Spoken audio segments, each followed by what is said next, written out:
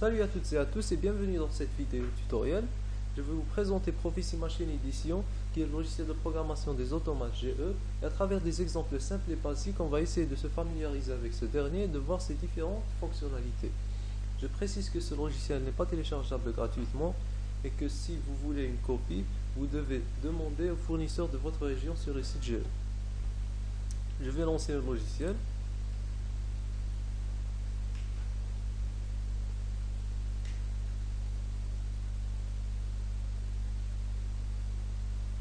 Voilà, maintenant on crée un nouveau projet. Je vais l'appeler tuto.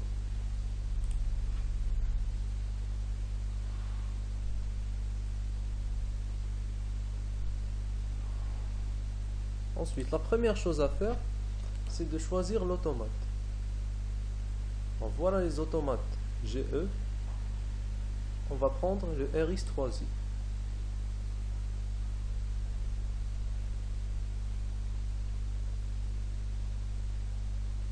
Ensuite vient la configuration matérielle, c'est-à-dire qu'on choisit les modules utilisés.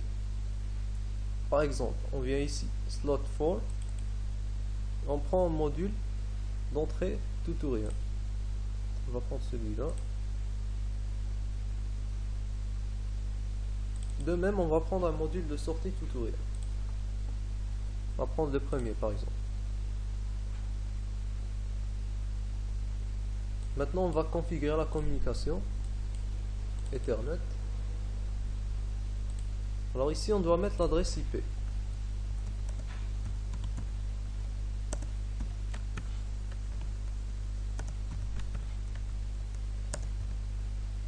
Et le subnet mask.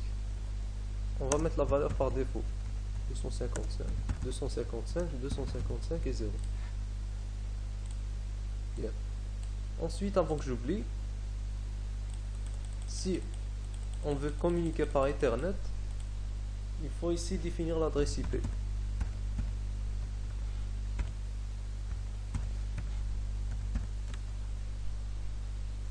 On peut aussi changer le port de communication, mais on va choisir Ethernet.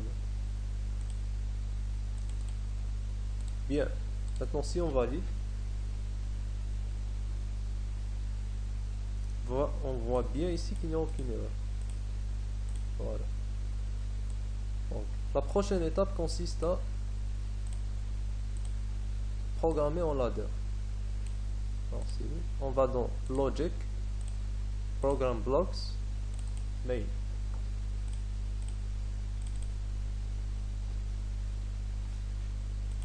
Ensuite PLC Ladder. Alors ici on peut voir les symboles relatifs au langage ladder.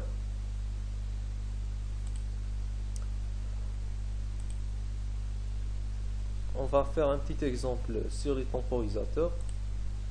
Donc voilà un temporisateur. Alors on peut voir qu'il a trois entrées. La première, c'est une entrée d'activation. La deuxième, c'est une entrée de remise à zéro. Et la consigne, c'est-à-dire la valeur de présélection. Ça, c'est la valeur actuelle, CV. Donc, si CV supérieur ou égal à PV, alors la sortie est automatiquement mise à 1. On va prendre une sortie et deux entrées.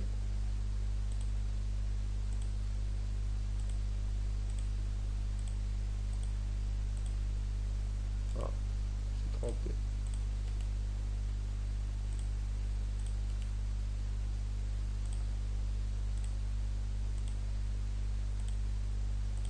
Voilà, là c'est la consigne. Donc, on définit la consigne, par exemple 10 secondes.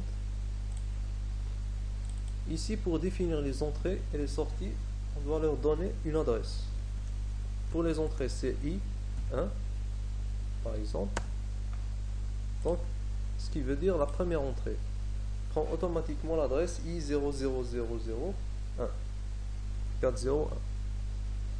On peut aussi donner un nom à la variable. Alors,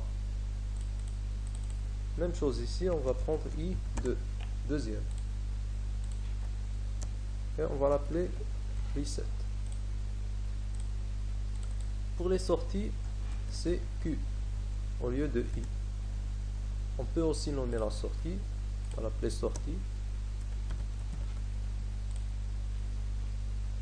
Les temporisateurs doivent avoir une adresse aussi. On doit leur donner une adresse. Donc, dans ce cas, c'est R.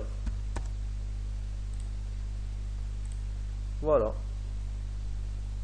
Donc, on va aussi prendre un exemple avec un compteur et un décompteur.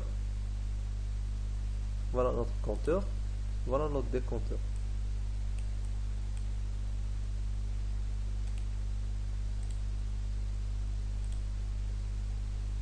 Voilà.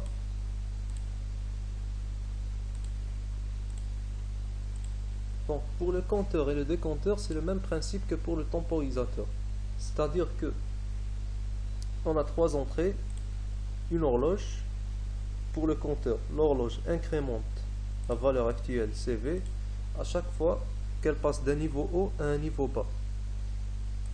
La valeur l'entrée de remise à 0, R, qui permet de remettre à 0 le compte, et la valeur de présélection PV.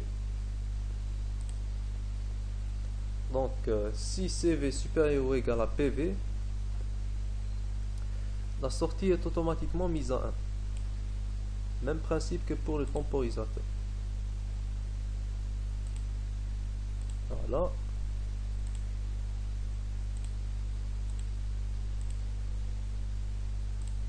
Alors, pour l'adressage, c'est la même chose que pour les temporisateurs. On va mettre R2. Donc, je vais vous montrer que le compteur. Pour le décompteur, c'est le même principe. Voilà.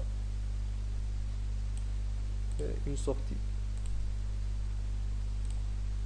Une sortie, on va prendre Q2. Sortie 2.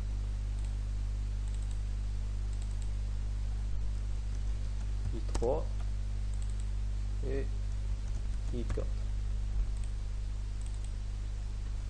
I4. Voilà, on peut aussi donner un nom. Cette 2. Je vais l'appeler B. En valeur de présélection, on va mettre 5. Voilà. Donc, pour simuler, il faut avant toute chose se connecter. Et malheureusement, dans mon cas, je ne peux pas me connecter car je n'ai pas d'automate. Voilà, remarquez qu'il n'y a pas d'erreur, mais je ne pourrai pas simuler, malheureusement. Donc lorsque vous vous connectez, vous pouvez changer vers le mode Programmer qui vous permettra de forcer les entrées. Donc, vous voyez ici.